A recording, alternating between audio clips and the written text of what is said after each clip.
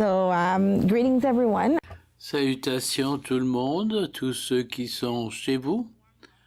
Une chaleureuse bienvenue à tous ceux qui sont là virtuellement, d'un océan à l'autre, et de partout au monde. Comme vous savez, le syndicat des employés nationaux est fier de représenter les membres au niveau national et international, et on est très reconnaissant d'avoir invité nos collègues ici et au-delà. Aujourd'hui, on va parler de la discussion sur le réaménagement des effectifs. Cela peut avoir un impact sur nous en tant que personnes, mais ainsi que nos familles. Je m'appelle Bernadette Becci, je suis maman, partenaire, fille, sœur, amie et doctorante. Je suis militante dans le domaine des droits de la personne et je suis heureuse d'avoir mon rôle au SEN pour soutenir et représenter nos membres. Avant de commencer, j'aimerais reconnaître et honorer mes ancêtres qui ont ouvert la voie pour moi et d'autres personnes qui m'ont permis de me reposer sur leurs épaules quand je suis épuisé.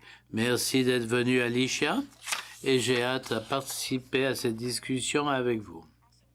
Des communautés noires, nous prenons un moment pour honorer les contributions inestimables des personnes d'ascendance africaine qui ont façonné nos sociétés, nos luttes et nos victoires collectives.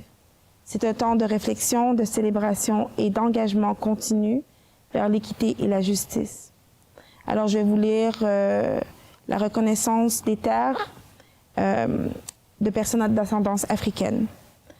En tant que personnes d'ascendance africaine, nous offrons cette reconnaissance territoriale en solidarité avec les peuples autochtones de l'île de la Tortue, dans les efforts et les intentions délibérées de décolonisation. Nous reconnaissons la terre de l'île de la Tortue comme terre qui, à la base, ne devait pas être prise. Nous reconnaissons que la plupart des terres qui ont été confiées aux peuples autochtones étaient, dans certains cas, donnés par choix et trop souvent pris par force. Nous reconnaissons le colonialisme historique et le colonialisme en cours, qui a conduit à la situation actuelle où la reconnaissance des terres sont offertes à la place de la terre.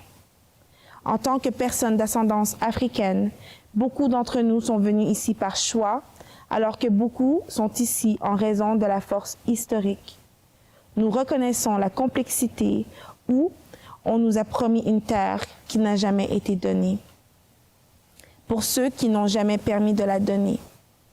En tant que personnes d'origine africaine, nous reconnaissons la terre de l'île de la Tortue qui nous soutient. Exprimons notre profonde gratitude envers ces peuples autochtones et nous nous engageons à honorer notre dignité et notre divinité qui, au bout du compte, nous relie tous. À titre personnel, cette reconnaissance de territoire me permet de me reconnecter avec mes racines ancestrales africaines et mon engagement en tant qu'individu et membre d'une collectivité où tout ce que je fais a un impact et une conséquence sur l'autre. Je vous invite donc à prendre une petite minute pour réfléchir sur l'importance de ces mots et de votre engagement personnel. Alors, avant de présenter notre invité spécial de ce soir, j'aimerais vous rappeler que nous avons, pendant cet enregistrement, un service d'interprétation en français et en anglais, et que l'événement est enregistré pour que nous puissions, si vous le désirez, pouvoir le partager à vos collègues, puis le regarder, le re-regarder. Alors, cet enregistrement, cet événement s'est enregistré pour que vous puissiez le regarder ultérieurement. Alors, j'aimerais vous présenter Alicia Kang. Un petit peu sur Alicia, c'est une maman particulièrement fière de son fils Kael, qui est un jeune activiste de 22 ans qui étudie le droit, et de sa fille Carol, une scientifique de 26 ans sur le spectre de l'autisme. En 2024, elle est portée candidate à la présidence nationale de l'AFPC avec une plateforme axée sur le changement, l'utilisation d'un langage fort dans les conventions collectives, la transparence et la reddition des comptes envers les membres. Refusant de faire des compromis pour obtenir des votes, elle a défendu le principe d'un vote par délégué dans l'intérêt des membres qu'ils représentent et en accord avec leur conscience. En août 2023, elle a été élue présidente de l'Union des employés nationaux, SEN, qui compte plus de 27 000 membres d'un océan à l'autre et 80 conventions collectives. Depuis son arrivée dans le poste de présidente, voici quelques petites choses que j'aimerais souligner avec vous.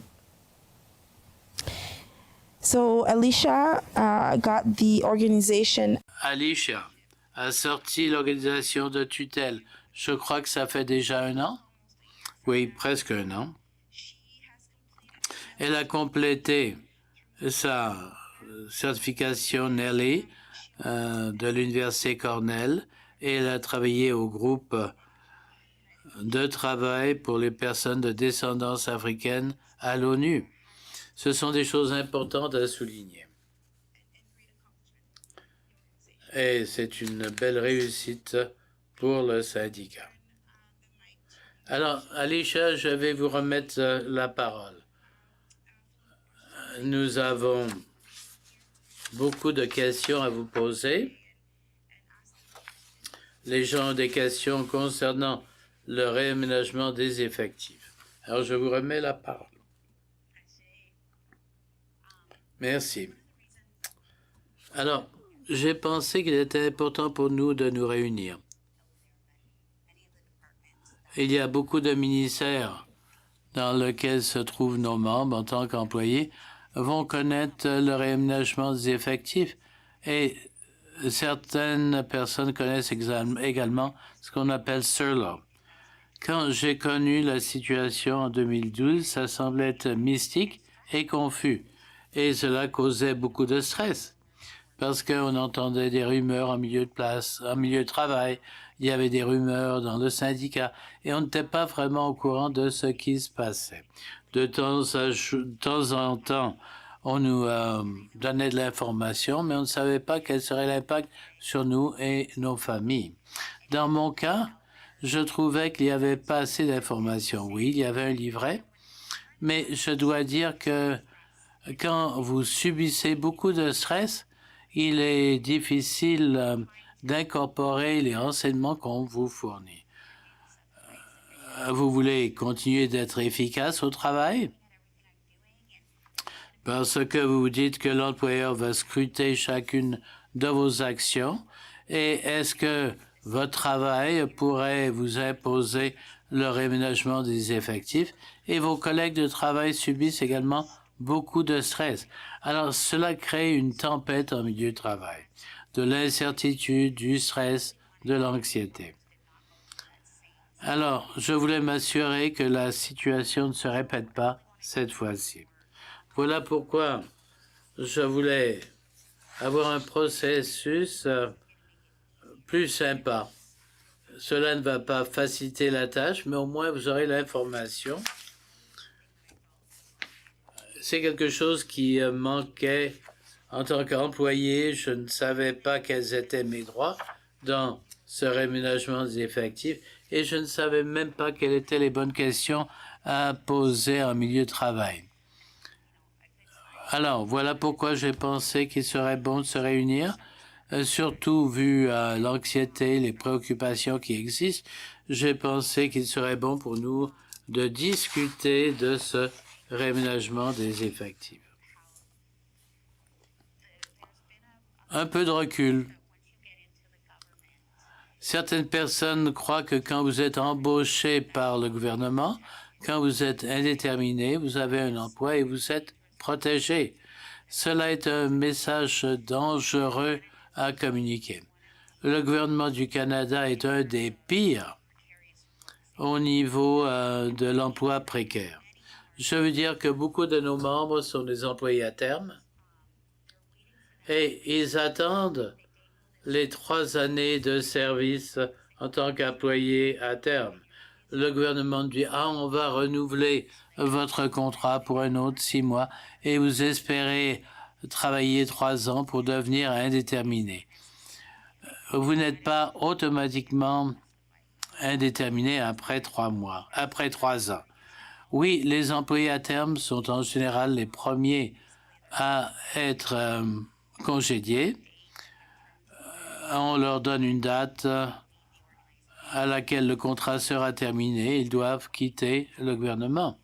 Dans le cas des employés indéterminés, vous êtes avisé du fait que le processus de réaménagement des effectifs est en cours. Alors, l'employeur doit venir à l'agent négociateur. Par exemple, l'agent négociateur, c'est l'Alliance. Ce sont eux qui négocient la convention collective. Le SEN est un élément qui est là pour protéger les membres et leurs droits en milieu de travail. Alors, il y a une distinction ici. Il y a d'autres nuances, mais voilà une séparation assez importante. Ce qui se passe quand le processus de réaménagement des effectifs commence, l'employeur avise l'Alliance et l'Alliance nous avise, ou l'employeur avise les deux groupes en même temps. Quand cela commence, on doit constituer des comités.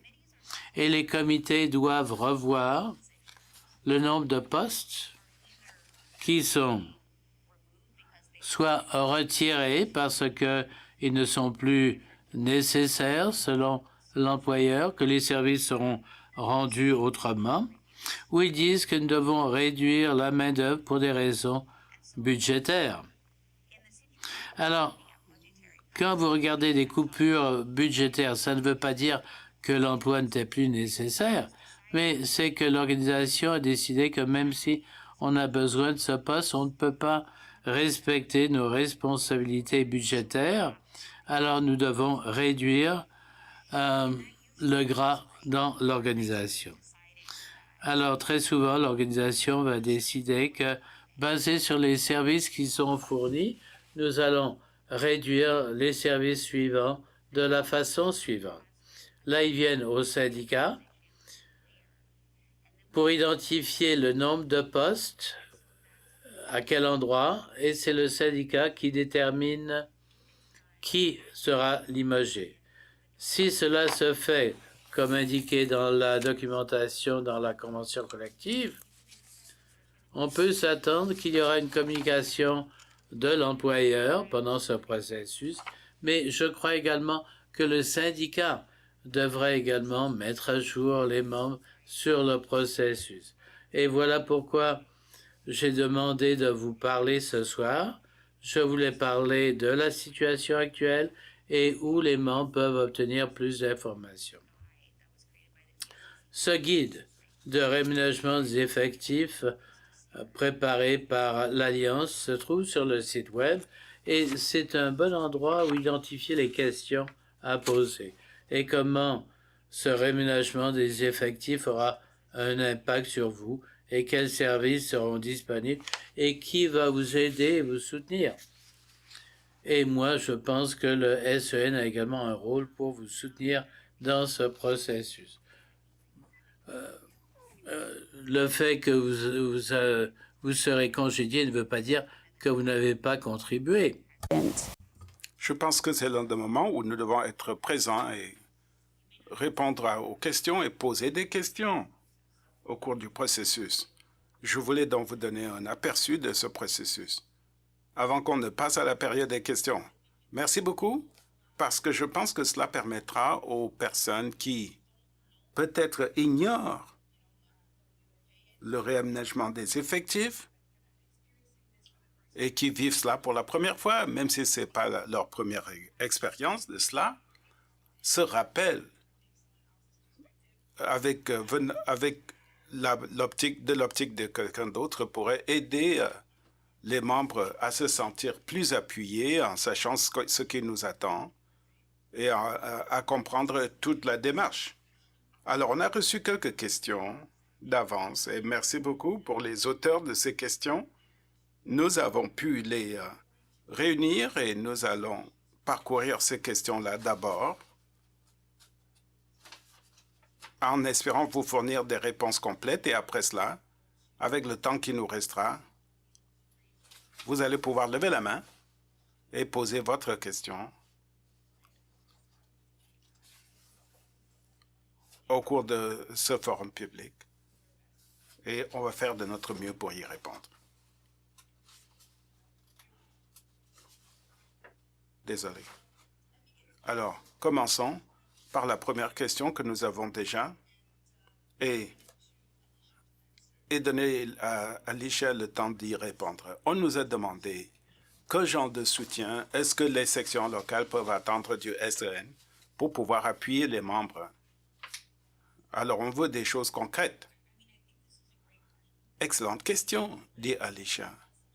Dans ma propre situation du réaménagement des effectifs, je me suis tourné vers ma section locale pour me renseigner. C'est l'une des raisons pour lesquelles je voulais focaliser sur nos membres.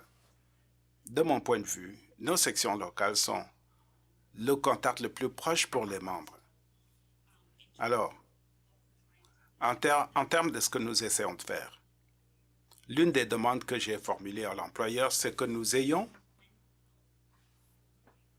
des fournisseurs de services de santé mentale au moment de la livraison des lettres de mise à pied.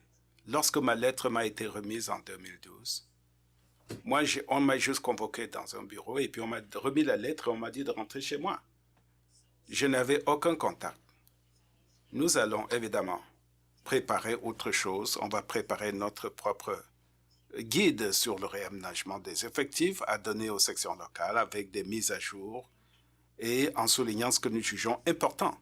De mon point de vue, les sections locales dans ces situations ne sont pas vraiment les personnes à contacter ou les centres à contacter. Souvent, c'est la section locale qu'il faut contacter. Mais dans ce cas-ci, je dirais que le plus souvent, le meilleur contact, ce sera le bureau régional parce que la région recevra les renseignements de toutes les sections locales et pourra prendre le pouls de la région. Donc, j'aviserai, je conseillerai nos membres de contacter leur VPR et l'organisation nationale parce qu'on peut, en fait, préparer des réponses et les afficher sur notre site web dans la foire aux questions, ce que les sections locales ne peuvent pas faire. Malheureusement, souvent, l'employeur va demander aux sections locales de donner une sorte d'avis sur ce qui se passe au niveau du réaménagement des effectifs et peut-être en assumant des responsabilités indûment en ce faisant. Donc, on va peut-être nommer quelqu'un au bureau national pour en fait renseigner tout le monde et on aura comme une lettre d'information qui va filtrer jusqu'aux sections locales. Ainsi, les membres qui ne participent pas recevront une sorte de résumé des questions et des réponses que nous recevons. Et c'est là où je vois les sections locales jouer un rôle marquant avec les membres.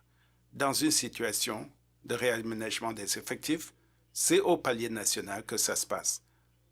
C'est au niveau de l'AFPC, des vice-présidents, des dirigeants nationaux qui reçoivent des renseignements des sous-ministres et des directeurs et ainsi de suite. Le mieux qu'on puisse faire au niveau local, c'est d'être là pour appuyer nos membres et d'entendre leurs questions parce que souvent il y aurait des complexités et des nuances dans les enjeux soulevés par les membres.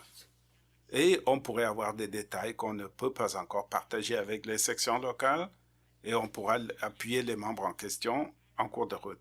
Mais ce que nous voulons, c'est garder les membres le plus informés possible. Plus on est informés nous-mêmes pour habiliter les sections locales à répondre aux questions. Ce que moi, j'aimerais que les sections locales s'assurent de rencontrer les membres plus régulièrement.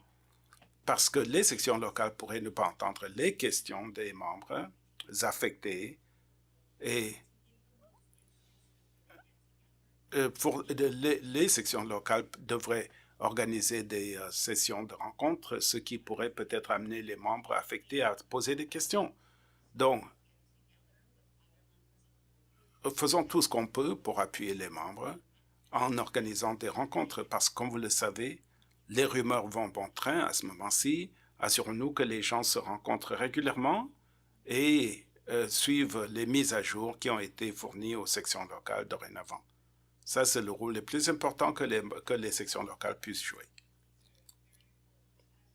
Oui, en avançant, en cheminant. Alors, vous pouvez aider quelqu'un d'autre qui est affecté. Comme Alicia l'a dit au début, lorsqu'on vit des traumatismes, notre façon de penser n'est pas toujours au top niveau. Alors, il faut y penser au cours de ce processus. La deuxième question ici. Beaucoup d'entre nous sont des aînés qui retardent leur départ à la retraite à cause du coût élevé de la vie. Pourquoi est-ce que le gouvernement n'offre pas de mesures incitatives à ceux qui contemplent leur retraite? Ces indemnités de départ pourraient créer des postes, libérer des postes pour les jeunes dans la fonction publique. Très bonne question, dit Alicia. Et je trouve que ça, c'est la partie où nos opinions sociales vont affecter donc le monde du travail. Le fait est que la société, globalement, a un nombre disproportionné de personnes qui ont des opinions sur les fonctionnaires, comme des gens ayant des emplois très bien rémunérés, vivant grassement et profitant des impôts des autres. Ce qui est malheureux, c'est que avec cette vision qui s'est répandue dans la société, il y a ce sentiment selon lequel pourquoi est-ce qu'ils doivent en même temps recevoir une indemnité de départ en or? Le gouvernement ne veut pas toucher à cela à cause des conséquences politiques de ces mesures, de ce qu'on appelait les remerciements, les gratifications de fin de service, dont le gouvernement a arrêté cela parce qu'il y avait un tel ressort dans les médias contre le gouvernement que le gouvernement a décidé, bon, autant passer pour des méchants. Et c'est là où le militantisme syndical et la politique se rejoignent dans la société. Et on peut penser que peu importe comment on vote à la fin, mais on se dit ça ne va pas m'affecter. Mais malheureusement, je n'ai pas appris cela avant 2012. Donc, je ne jette la pierre à personne. En 2012, le gouvernement de l'époque a décidé de complètement, en fait, sacrifier les fonctionnaires. On n'a pas fait d'offre de départ volontaire pour les gens qui partaient volontairement. Il n'y en avait pas eu depuis les années 80. Et en tant que société, nous devons en fait apprécier les avantages qu'offrent les gens qui prennent leur retraite et qui apportent leur contribution à la société. Mais ce n'est pas le cas. J'ai vu une statistique renversante disant que 60% des gens qui prennent leur retraite meurent 5 ans après. Ou dans les 5 années suivantes, les gens travaillent trop longtemps et passent trop peu de temps après leur retraite. Pensez-y ainsi. C'est un jeu de chiffres dans ce cas-là. Parce que le gouvernement peut juste attendre à ce que les gens s'exténuent et reprennent leur retraite si tard qu'on n'aura pas à leur payer une pension pendant un temps appréciable. Et je trouve cela extrêmement cruel envers les personnes ayant tant contribué à la société ainsi qu'aux autres, aux concitoyens, comme des fonctionnaires peut-être. Donc, on ne va pas voir le retour ou le pendule ou le mouvement aller dans l'autre sens jusqu'à ce que la mentalité de la société change. Maintenant, on glorifie ces personnes qui travaillent pour éternellement et on voit cela dans la vie des travailleurs et travailleuses très concrètement. Lorsque les gens, si on est à 5 ans de prendre sa retraite, où on dit, bon, voici des mesures incitatives pour prendre votre retraite. Non, on dit, ben, écoutez, sortez, c'est c'est une façon de penser très différente.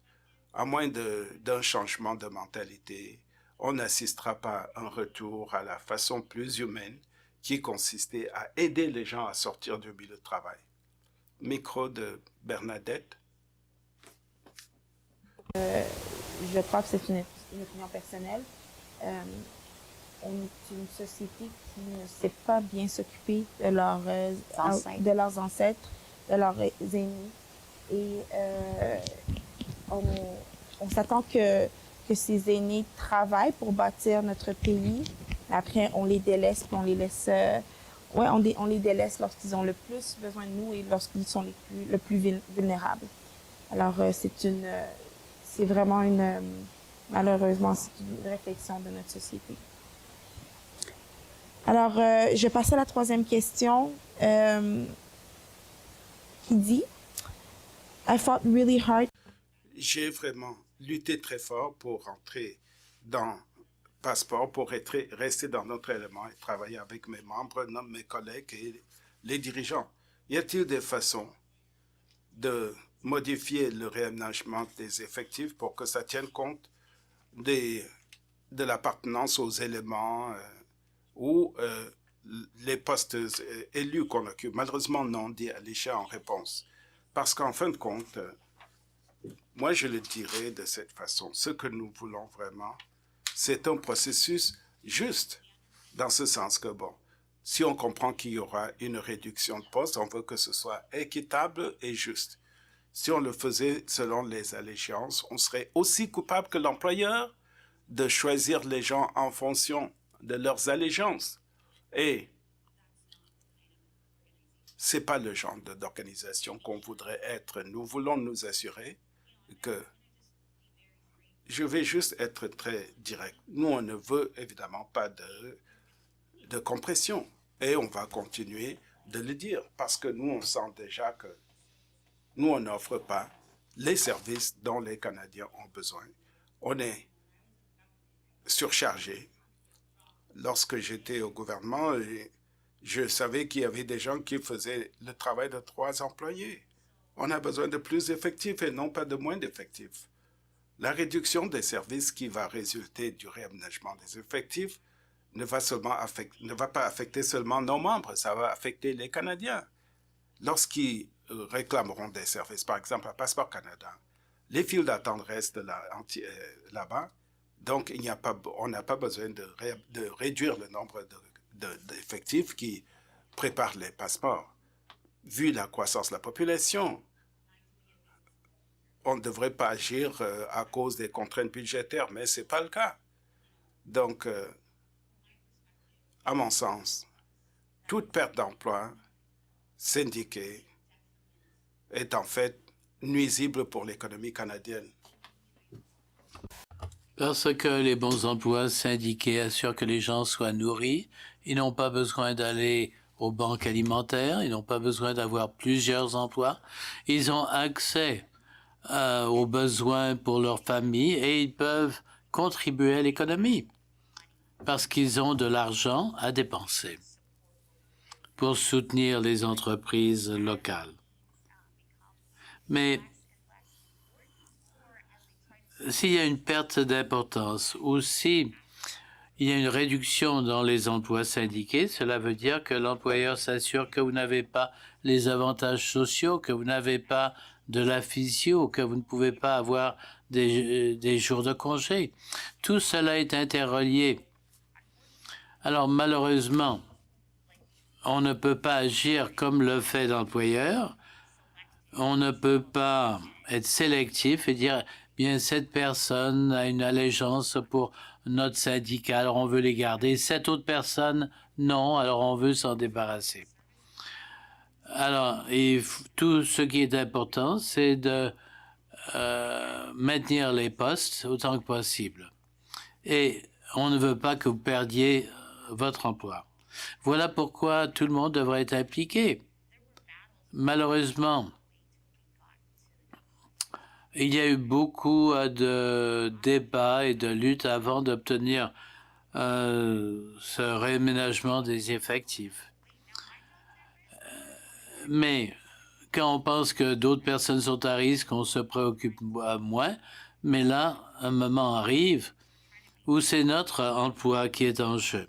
Alors, on a des conventions collectives, on veut maintenir nos droits au milieu de travail. Tout cela a un impact sur nous. Si on n'agit pas au moment d'une convention collective, si on ne travaille pas pour avoir un meilleur libellé sur la réduction d'emploi, si vous n'êtes pas là sur la ligne de piquetage, vous n'allez pas gagner. On doit se battre tous les jours pour obtenir et garder nos droits syndicaux. Tous les jours, certains droits sont empiétés et si on ne protège pas la convention collective, le gouvernement pourrait dire « Ah, je n'ai pas besoin de respecter cette procédure. » Pourquoi? Parce que le syndicat ne peut rien faire. Mais si les travailleurs se tiennent les coudes, le gouvernement devra écouter. Alors voilà ce que j'ai à dire là-dessus. Merci beaucoup, Alicia. Maintenant, la prochaine question. Quelqu'un est en congé sans solde pour soins à la famille. Quel sera l'impact sur leur sécurité d'emploi? Eh bien, si cela a un impact sur votre sécurité d'emploi, c'est un cas de discrimination basé sur le statut familial. Je ne veux pas édulcorer la situation. Je voulais avoir une vraie conversation ici. Ma grande peur, c'est que les personnes qui seront le plus impactées dans ce processus seront des personnes qui sont dans de telles situations. Par exemple, les personnes qui sont en congé de maternité, les personnes qui s'occupent des membres de la famille, des personnes qui ont reçu des accommodements. Ce sont là des personnes que l'employeur perçoit comme étant des personnes qui ne sont pas en milieu de travail ou qui coûtent plus cher. Parce que si l'employeur doit mettre en place des accommodements, il pourrait dire « Ah, je pourrais garder des personnes sans accommodement ou avoir quelqu'un qui a des accommodements qui me coûtent cher. » Ils ne disent pas « Ah, cette personne a finalement un bon emploi, syndiqué, et ils sont là pour s'occuper de leur famille. » Ce n'est pas la perception de l'employeur. Ils ne pensent pas comme le syndicat. Ils regardent les chiffres. Quel est l'impact sur leur budget? Est-ce qu'on peut servir ces services? Cela est malheureux, mais j'ai peur. Et voilà un message que j'ai communiqué à tous les niveaux. Les agents de relations de travail, moi-même et les membres du comité gardent un œil ouvert pour voir si les militants syndicaux sont coupés de façon disproportionnée, si les personnes dans des situations spéciales sont coupées par ce processus de réaménagement des effectifs. On garde l'œil là-dessus. Si on identifie de telles situations, on va se battre. Je vais gueuler. On fera des griefs. Dans chaque cas où nous croyons que quelqu'un est ciblé pour de telles raisons. Merci beaucoup. Alicia. Quel est le futur pour les employés qui travaillent à distance? Est-ce que cette condition influencera la sélection des employés à réduire? J'aimerais dire que non, mais à la fin de la journée, je dis j'aime pas mentir. Puis qu'est-ce que je vais dire, c'est que ça devrait pas impacter l'emploi, mais encore, je vais vous dire que je m'attends que si tu as un employeur qui est super vigilant, à tenir à la ligne de « faut que tu sois au bureau 3 jours par semaine », ça se peut que, puis je vais dire, c'est peut-être pas parce qu'ils sont méchants, là. Peut-être c'est parce qu'ils sont méchants, mais peut-être c'est pas. Parce que à la fin de la journée, un gestionnaire, là, il veut aussi avoir du succès dans le milieu de travail. S'il n'est pas capable de dire à la direction, oui, j'ai 100 attendance de mes membres, de mon équipe, bien, la personne qui leur donne une difficulté, Ça se peut que ça soit une personne qui pense, bon, ben peut-être on n'a pas besoin de ce poste-là. Puis, on ne sait pas qu'est-ce qui arrive dans la mentalité du monde quand ils font le processus. Mais je sais que ça, c'est une autre chose qu'on va regarder très proche. Que si on voit que les personnes qui sont télétravail 100% du temps, encore pour une raison d'accommodation ou d'autres choses, qui sont ceux toujours choisis ou qui sont la majorité du monde qui sont choisis, on va faire des griefs là-dessus aussi. Absolument. Parce que il faut continuer à avancer les droits au milieu de travail pour ceux qui veulent télétravailler. On est en 2025. T'sais, on n'a pas besoin d'être au bureau toutes les journées. Il y a des journées où ça fait du sens, mais il y a plein de journées où il n'y a pas de raison d'être là. T'sais, fait que, il faut continuer à pousser sur le télétravail et être vigilant, s'assurer que ce n'est pas eux autres qui sont les premiers dehors de la porte. Absolument. Puis on voit ici que, on voit ici qu'on travaille avec beaucoup de politiques archaïques, hein? Puis pendant la pandémie, on l'a prouvé, pendant toute la pandémie, on l'a prouvé que c'était faisable, c'était possible de pouvoir travailler de la maison. Oui. Alors, donc de revenir à ces politiques nous montre aussi un petit peu ce manque de vouloir accommoder ces personnes qui ont besoin pour une raison ou pour une autre, qui ont besoin de travailler de la maison. Alors, notre prochaine question en anglais maintenant. Que fait l'Alliance pour protéger les membres pour qu'ils ne soient pas impactés par le réménagement des effectifs? Que peuvent faire les membres pour ne pas être touchés par ce réménagement des effectifs? Concernant la première question, l'Alliance travaille constamment pour améliorer la convention collective. On va en arbitrage pour s'assurer que ces libellés soient interprétés pour rendre l'employeur responsable. Cette lutte continue et à chaque ronde de négociation, on essaie de renforcer cela. Maintenant, je ne peux pas parler de ce qui se passe directement à l'Alliance, mais je peux dire ce que le SEN fait pour réduire ces impacts négatifs. On est là pour essayer de développer un grief de politique suite à cette situation, vu les avis et les échéanciers. Nous travaillons pour rendre l'employeur responsable dans ce processus. Maintenant, que peuvent faire les membres?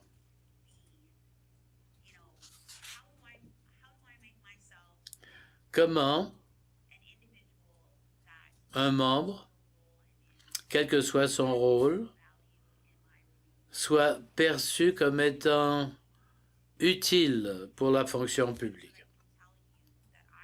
Et une des choses que je peux vous dire, une chose que j'ai fait de façon personnelle, c'est que j'investissais en moi-même, mais je négociais avec l'employeur. Ce qu'il y a de malheureux, c'est que il est difficile d'investir en vous-même si vous le faites à la dernière minute. Mais moi, j'ai toujours demandé l'autorisation pour travailler sur les cours de l'école de la fonction publique. Je suivais des cours en soirée. Je faisais cela pendant mes heures de loisirs et il y avait certains moments où l'employeur me permettait de suivre ses études pendant mes heures de travail. Alors, voilà une chose que vous pouvez faire, investir sur vous-même. Et le fait d'occuper des postes par intérim vous rend une personne plus utile. Même s'il y a des coupures, la fonction publique dit « Ah, vous avez beaucoup de compétences, on peut vous placer ailleurs. Vous êtes formé dans tel domaine, alors on ferme ce poste, mais cette porte s'ouvre. » Voilà un élément du réménagement des effectifs. Si un poste est devenu excédentaire, Si on va couper un poste, il se peut que cela va créer un nouveau poste. Est-ce que vous avez les compétences pour occuper ce nouveau poste? Alors, le meilleur moyen de vous protéger, c'est de constamment améliorer vos compétences au milieu de travail. Et de demander à l'employeur d'investir en vous. Il faut avoir ce dialogue avec l'employeur. Avec l'évaluation du rendement, on a un plan d'apprentissage. Alors, à tous les ans, je voulais indiquer que j'ai fait des études non seulement pour l'emploi que j'avais, mais pour mon prochain emploi. Alors, voilà un moyen où je me rendais plus utile. Et Bernadette pourra vous le dire, je lisais toutes les politiques existantes. J'étais experte en politique. Si quelqu'un avait des questions, il venait me voir pour parler des politiques. Mais je n'ai pas gardé ces connaissances pour moi-même. Je partageais ces connaissances. Même dans les cas où je n'étais pas d'accord avec la décision, je partageais mes connaissances. Voilà des choses importantes si vous voulez être plus rentable, quelqu'un qui peut être placé dans différents postes dans la fonction publique. Ce sont des réponses extrêmement utiles et de bonnes questions. Et j'espère que cela répond à vos questions et que vous avez beaucoup appris de cette conversation. Je regarde l'horloge et je veux m'assurer de compléter le plus grand nombre de questions possible. Alors, passons à la prochaine question qui parle d'une rencontre entre les fonctionnaires du Conseil du Trésor et de l'Alliance.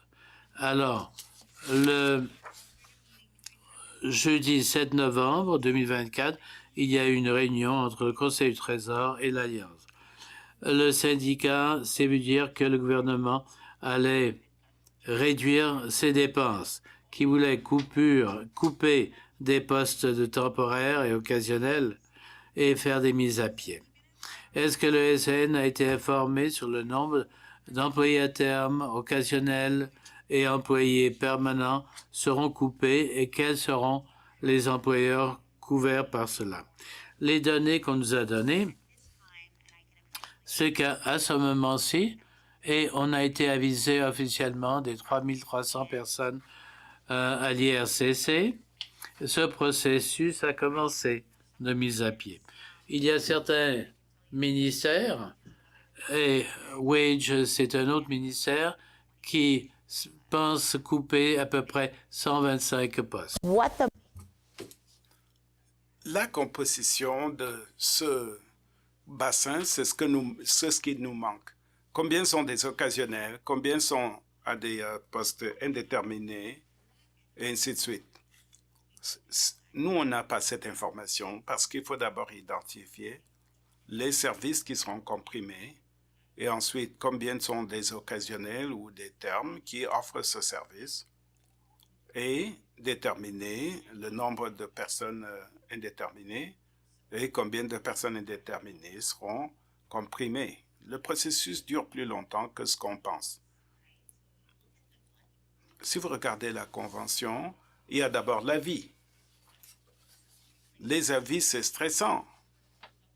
C'est une arme à double tranchant parce que ça provoque de l'ancienneté et de l'anxiété. Est-ce qu'on sait qui est que membre, à quel endroit, et ainsi de suite. Donc, on n'a pas le portrait complet encore.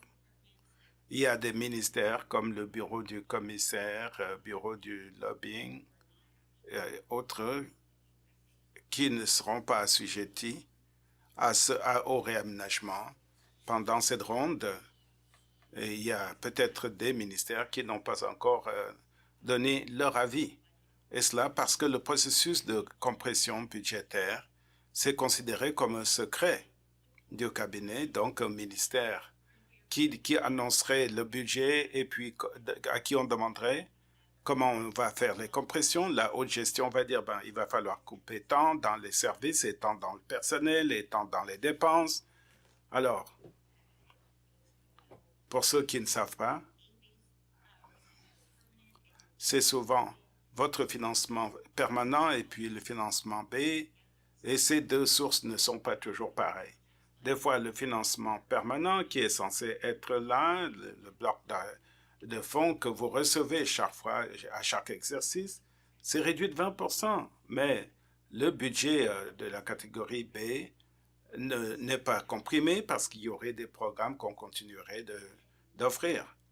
Et il y aurait des employés temporaires dans le budget B qui ne seront pas affectés par le réaménagement parce que rattachés à un programme plutôt qu'au financement rotatif. Et cet argent va finir par s'épuiser parce qu'il y aura des employés à terme qui ne seront pas renouvelés. Les gens pensent que les employés à terme seront éventuellement indéterminés. Ce n'est pas nécessairement le cas, surtout vu que le réaménagement arrive tous les 10, 15 ans, 10, 12, 13 ans dans la fonction publique fédérale. À propos de regarder qui doit être comprimé en premier, si je pensais que mon emploi serait visé, moi, j'écrirais à mon député fédéral et provincial et à tout le monde qui devrait s'inquiéter de ces compressions. Et il y a une décision qui dit que la fonction publique, dans l'exécution de ses fonctions, est censée être non partisane, mais on a le droit d'être partisan dans nos vies, surtout lorsque notre gagne-pain est en jeu. Et dans ces situations-là, on peut contacter les gens et dire que je ne pense pas que les compressions soient la bonne solution, et voici pourquoi. Et qu'allez-vous faire? Sinon, je ne voterai pas pour vous. Je pense que les gens sous-estiment l'importance d'écrire à leur député fédéral et provincial. Merci de réitérer cette démarche possible. Alors là, une autre question. Avec l'avènement de l'intelligence artificielle, quelles mesures est-ce que l'employeur et le SEN prennent pour protéger des emplois de bonne qualité et quel pourcentage de nos tâches essentielles est-ce que l'employeur peut remplacer par l'intelligence artificielle? À l'heure actuelle, on n'a pas de texte là-dessus dans nos conventions. Moi, j'ai revu les revendications et il y en avait concernant l'intelligence artificielle, mais je dirais que les mesures que l'employeur veut adopter, rien. L'employeur tient à réduire ses coûts par tous les moyens, y compris éliminer de bons emplois syndiqués. Ils ne sont pas là pour maintenir nos emplois.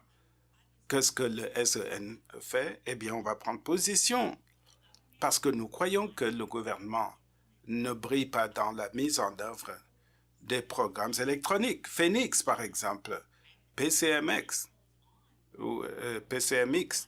Et la liste continue. C'est la liste des programmes qui n'ont pas pu appliquer ou exécuter de façon sensée pour que ça ne nuise pas à des gens qui travaillent dans la fonction publique ou dans la prestation de services aux Canadiens. Et nous croyons que ça prend le processus informatique d'une personne réelle pour comprendre la complexité de ce que nous faisons comme fonctionnaires pour les Canadiens et les Canadiennes.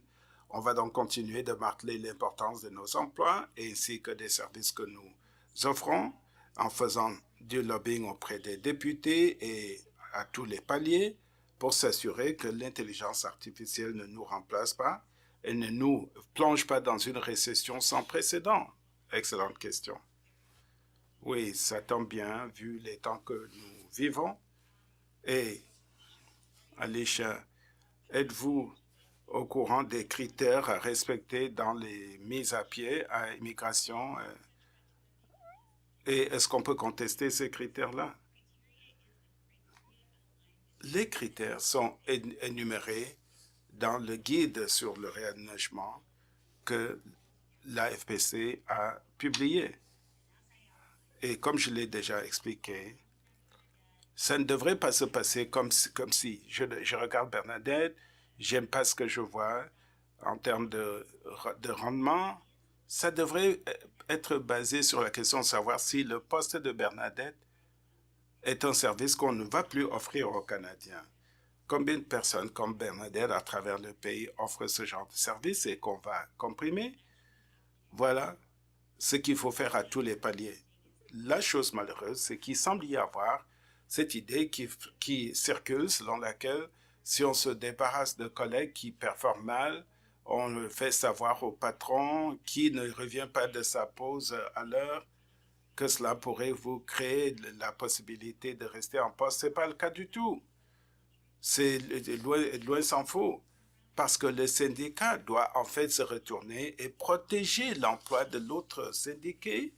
Parce que là, cette personne semble ciblée par un membre du même syndicat pour le congédiement.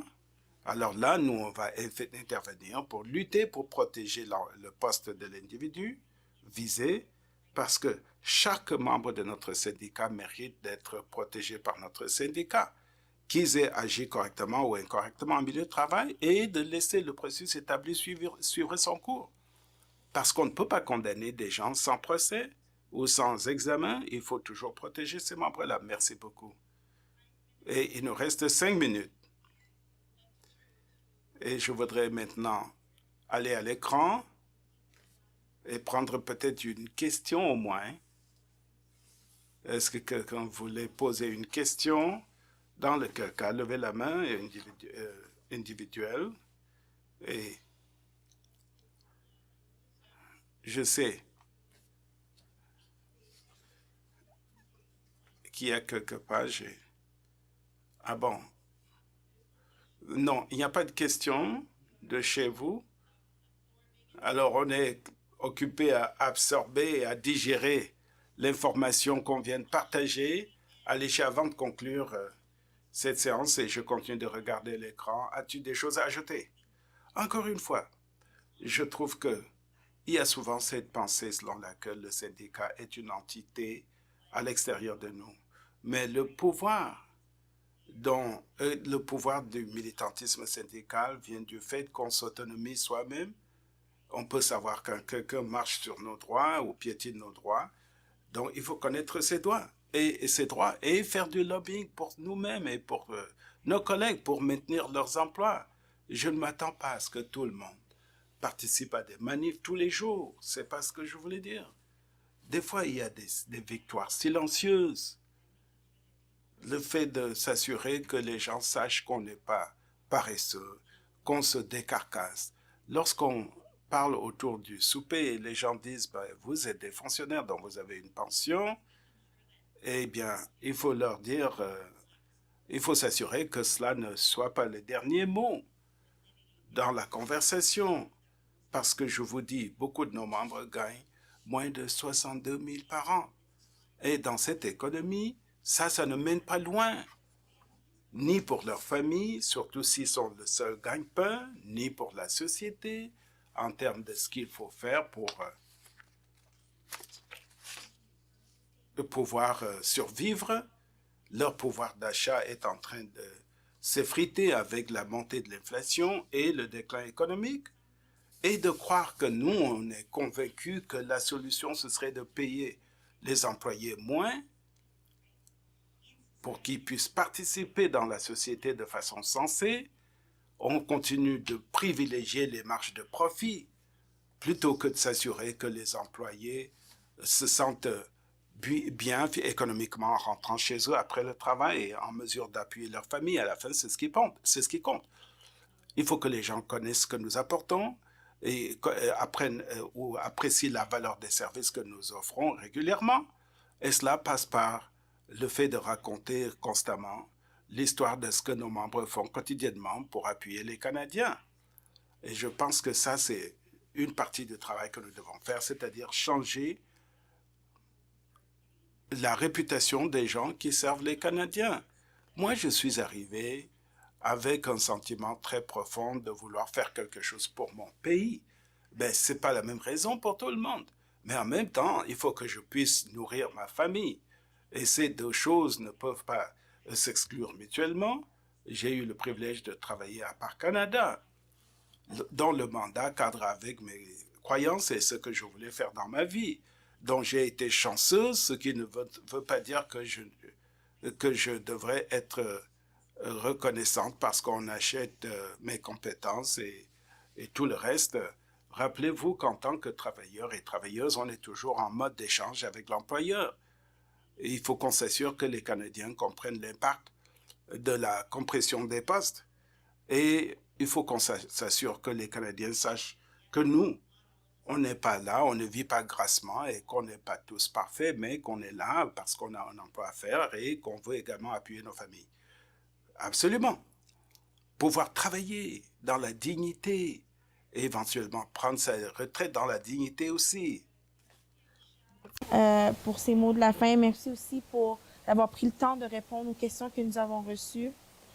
On arrive à la fin de ce témoignage important, de cet échange important. Puis nous tenons à exprimer notre profonde gratitude à chacune d'entre vous pour votre présence et votre engagement. Merci aussi à toutes les personnes qui ont assisté à cet événement en direct, celles qui vont le regarder un peu plus tard.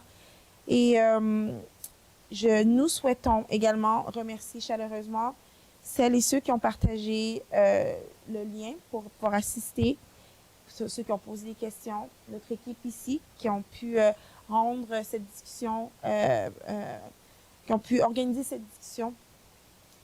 Puis aussi ceux qui ont posé des questions pour enrichir notre discussion collective. Votre participation est importante, votre réalité est aussi importante pour nous. Si jamais vous avez des questions au-delà de cet événement ce soir, assurez-vous de nous écrire. Nous sommes là pour vous et nous allons continuer à vous aider et vous guider dans le mieux de notre capacité. Prenez bien soin de vous dans cette saison quand même assez turbulente. N'hésitez pas à nous contacter si vous avez de plus amples questions. Nous sommes ici pour vous soutenir.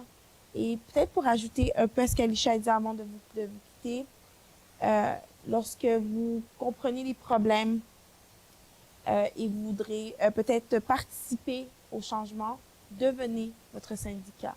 Participez de façon plus active dans votre syndicat. Je vous laisse avec ces mots, Ubuntu. Je suis parce que nous sommes. Merci et à très bientôt.